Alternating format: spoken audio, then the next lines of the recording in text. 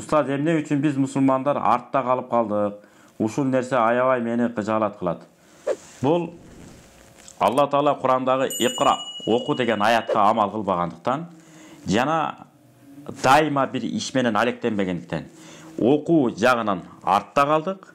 Жана кайсы кесипке биз жөндөмдүбүз, ошол кесип менен алектенбей, туура эмес эле ар кимди туура эле мен ушул нерсени окуйын дедим эле, ушул нерсени кылайын дедим эле деген сыяктуу колунан келбеген, кызыкпаган эле нерселерге кирип алып, ошон менен катар жалкоолук болгондуктан.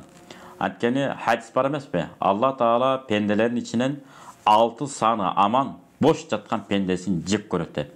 Бизден жалкоолук кетмейинче, анан окуу жагыбызды күчөтмөйүнчө биз эч качан өнүгө албайбыз, өсө албайбыз.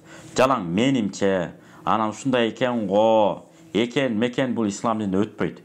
Мен ушундай да уктум, же ушундай да баланча аалымдан, же болбосо мен баланча китептен ушундай да окудум дей турган абалга жетиш керек. Жана башында сөздү дагы кайталайбыз.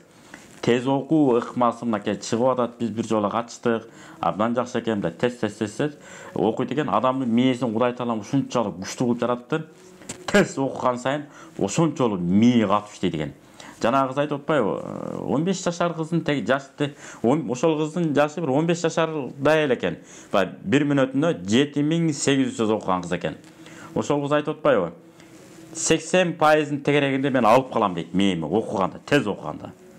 Көрбөйсүзбү? Ошон үчүн баягы ошондой ыкмаларга, ошондой китеп окуу жаатына эмне кылышыбыз керек? Көбүрөөк алектенишибиз керек. Мисалы, чарбага кызыксаңыз, жалаң чарба жөнүндө китептерди эмне кылыш керек? Тытып окуп коюш керек. Эгерде курулушка кызыксаңыз, пирамидадан баштап, андан бери курулган мечиттер болобу, мекемелер болобу, ушулар кантип курулган, эмне болгон, ошолор жөнүндө китептерди эмне кылыңыз? Абдан көп окуңуз. Анан тарыхый китептер, анан адабий китептерди көбүрөөк окуп коюш керек. Сөз байлыгыбыз, ой жүгүртүүбүз күчөш үчүн. Анан дагы кошумча макаллакап, тарбиялуу нерселер менен алектенип, анан зыяндуу пикирлерди алып келе турган окуяларды көрбөш керек. Жана ошондой адамдар менен да эмне болбош керек? Алектенбеш керек. Кээ бир адамдар бар го, төрөлгөндө таягы менен төрөлгөн. Бирөөлөрдү мындай чукулап укулап, уруш жаңжал кылбаса, көңүлү мындай ачык болбогон инсандар болуп калышы мүмкүн. Алар кимдер десе, көбүнчө зынадан төрөлүп калган балдар болушу мүмкүн дейт китептерде. Ошондой адамдар, мүнөзү начар адамдардан алыс болсоңуз, анан алыс болсок биз, анан дайыма китеп окуу менен, жакшы чөйрөлөрдү түзүү менен, дайыма өнүгүү менен, ким өнүгүп атат, жакшы иштерге кетип атат, ошолор менен барып маектешип, текеберленбей. Ал бала балким 20 жашта болушу мүмкүн, 15 жашта болушу мүмкүн. Илим өнө жагынан алдыдабы, уялпай этпей барып, иним, же балам деп, эгер жашыңыз 50 болсо, мына нерсени мага үйрөтчү, мен билбейт экем деп кызыгып алектенсек, Кудай буйруса бат эле өнүгөт.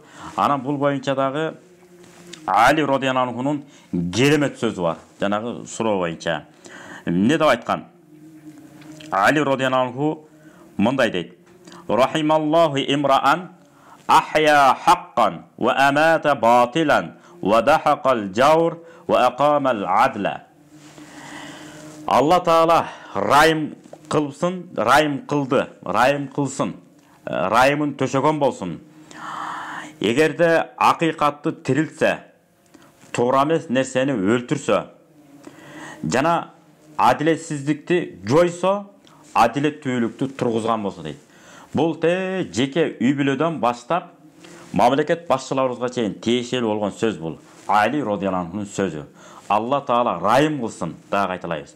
Акыйкатты тирилткен болсо, Алла Таала райым кылсын кимге? Бир инсанга. Ал инсан эгерде акыйкатты тирилтсе, туура эмес нерсени жок кылса, адилетсиздикти түп тамыры менен жок кылып, адилеттүүлүктү орноткон болсо дейт. Ошондуктан жана үй бүлө жөнүндө да айтып атпайбызбы? Кетип калгым келет тиги бу деген. Эркек киши балагатка дене физика жагынан жетишүүсү бул жетишсиз. Физика жагынан дагы, дене жагынан дагы, акыл жагынан дагы, сабырдуулук жагынан дагы Абу Ханифа рахматуллахи алейхи айткандай, тиричилик кылып үйлөнгөнгө, доход топтогонго жараган эркекти гана үйлөндүрүш керек экен. Ата-энеси келмен акча топтоп коюп үйлөн десе, ал эртеңки күнү бат эле ажырашып, жана аялдын дагы, бала чаканын дагы кадырына жетпей калышы мүмкүн. Ошон үчүн имам Абу Ханифа айтып атпайбы? Биринчи билим ал, андан кийин тиричилик кылып акча топтогон акчаң анан кийин үйлөн дептир. Ошентип үйлөнгөнгө үйлөнгөнгө каражат топтой ала турган эркек ертең күн аны қаржылап бағып кеткенге дағы жарай тұрған ата болып шығады екен, Құдай бұйырса. Ошондуктан Алла Таала ар бирибизге намыс, ыйман берген болсын. Ошондой эле Хасан радиаллаху анху айтып атпайбы? Ыймандуу балага кыздарыңарды бергиле, ал кыздарыңарды сүйүп жашайт, сүйбөсө дагы эч качан тыштап кетпейт деген.